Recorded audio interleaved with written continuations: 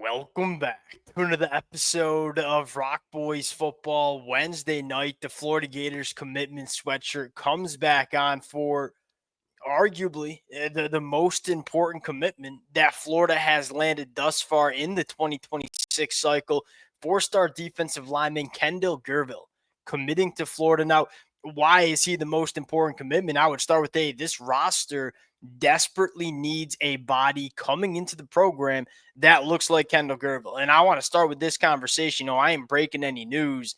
This kid's a really good football player. There's a reason every program across the country was recruiting this kid really, really hard. If it's between Kendall Guervil and Trenton Henderson, who's going to be making his decision later on tonight, I know Trenton Henderson's a very good football player. I know Trenton Henderson is ranked higher than a guy like Kendall Guervil. If you're asking me who was the more important player for Florida to land in the 2026 cycle, I don't even think it's all that close. This was a body, this was a player that Florida really needed in the 2026 cycle. Now, here's the other conversation I would add.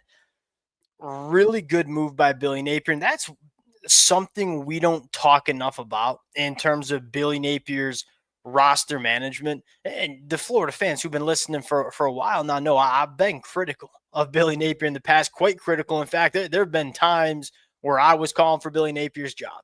One of the things that I have so much respect for in terms of Billy Napier is the process he goes about building his roster. There are a lot of coaches that use high school recruiting as like a PR tool. Like, hey, we're landing five-star kids. We going in the right direction when there's not a ton of intent in terms of how they want to build this roster.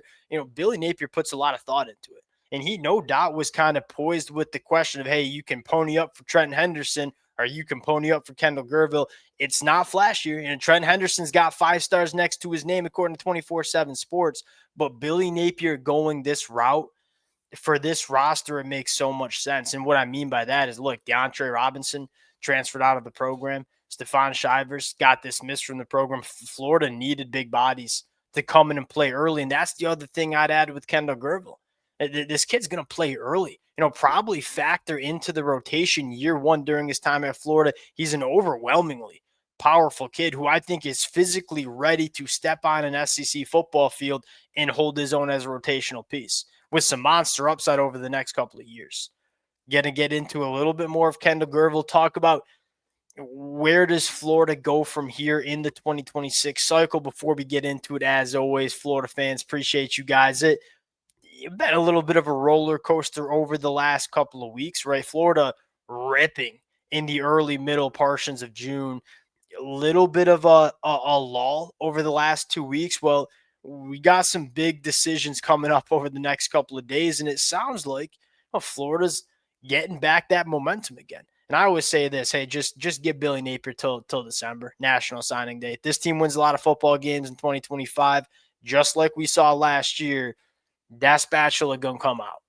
Appreciate you guys rocking with it. If y'all do enjoy the content, consider subscribing to the channel. Without further ado, let's get into Kendall Guervil. And one of the things I'll say here is there ain't many body types that look like Kendall Guervil, especially in the 2026 cycle. It was a thin, it wasn't all that talented of a defensive line crop. For Florida to go land a kid like Kendall Guervil, that matters in terms of the SEC landscape. You're not only adding him to your roster, but you're keeping him away from a lot of programs that you're going to be competing for SEC and national championships. Now, getting into the player, 6'4.5", 315, background is in powerlifting. You can tell this kid is a very strong individual, but he's also very explosive. And there's a little bit of a difference, right? You can be really strong, but not that explosive. This kid's explosive out of his stance, and you can tell when he gets his hands at the point of attack on offensive linemen, this kid's really powerful. He's a really strong individual that can do a little bit of both. I think he can, two gap and eat up double teams and do some of the dirty work that sometimes you just have to do. But I also think he can be a game wrecker. Like, you want to put this kid out at the 3-tech and ask him to pin his ears back and go be disruptive. I think he can do that as well, especially as a pocket pusher. This is a guy that's going to be blowing up and disrupting a lot of pockets in the passers. I don't know if he's going to go for 10 plus sacks a year like Caleb Banks might, But in terms of being disruptive, in terms of pass rush win rate and quarterback hurries, I could see Kendall Guervil really filling it up in that department. Really good football player, a body Florida desperately needed. Now you take a look at where Florida is going in the 2025 cycle. Well, this was a massive get because you look at Jameer Perez, another big body. He's probably flipping to Ohio State. And then you look at Jarrell McCoy and say, well, he's a developmental guy. Guy that has tremendous upside, but he ain't going to be ready year one, probably ain't going to be ready year two. And you're also not even sure where he's going to play. Like, how big is he going to get? Is he going to stay out on the edge? Is he going to play in the middle of the defensive line?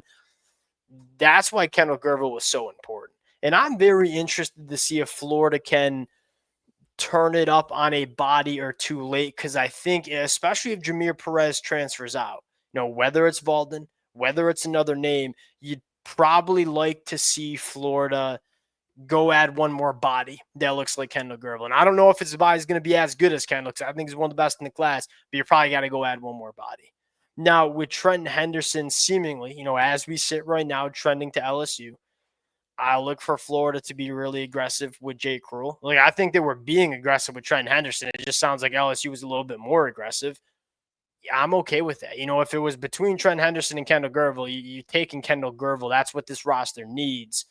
Jake Cruel would be a phenomenal, I don't even know if I call him a consolation prize, because I think there are some recruiting services and some people in the industry that just view Jake Cruel as a better prospect. Trent Henderson, Jake Cruel, both really good football players. If you can land one of them, feel dang good about it. Where else does Florida go? Sedarian Morgan off the board to Alabama, kind of expected. You want to lock in Samarian Wingo, bring a really talented wide receiver class in. You're trending for, you probably go 2 out of 3 with the linebackers they're on this board. Florida's got a really good base. And like we talked about a couple of days ago, now it's going out and closing on some of the highest names on your board. Whether that's a Braylon Womack, whether that's a guy like Hezzy Kent, you want to see Florida inject a little bit more high-end upside in this 2026 class. I think Billy Napier's built a really good base to 2026. This might happen more in November. Like, it might, you get some fireworks. I think Florida's trending for a few guys over the next couple of days. I think the damage that Billy Napier might do is, hey, you go out and play as good as I think you can be in 2025, and, DJ Lagway emerges as the biggest name in college football, and you go legitimately, I think they have a roster to go make a run in the college football playoffs. Just like what happened last year, it's going to happen in this cycle too. You start wanting to flip these prospects late and really show that Florida's back to where they belong.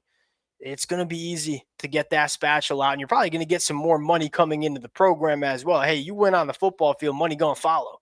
I think there's probably some people waiting to maybe fully invest in the Billy Napier era and tenure. Billy Napier goes out and wins 9-10 games, makes college football playoffs. You ain't going to have a problem getting your funds up to go flip some guys late in this process. Really big commitment. Probably the most important guy in the class, if we're being quite honest. We'll close it out there. Appreciate you guys rocking with it. If y'all do enjoy the content, consider subscribing to the channel. Appreciate you guys. We'll talk to y'all later.